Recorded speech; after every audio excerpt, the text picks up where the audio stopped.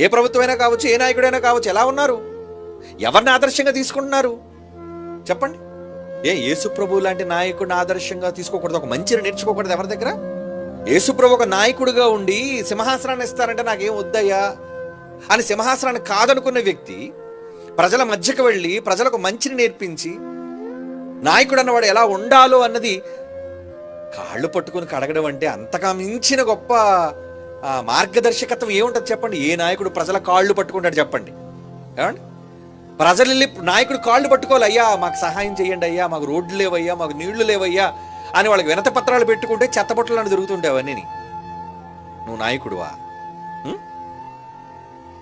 ఏ నాయకుడు వచ్చి ప్రజల కాళ్ళు పట్టుకున్నాడు చెప్పండి? యేసు తప్ప ప్రపంచంలో, ప్రపంచ చరిత్రలో యేసులా తన క్రిందనున్న శిష్యుల పాదాలను పట్టుకొని కడిగి తుడిచినవాడు అతడండి నాయకుడంటే.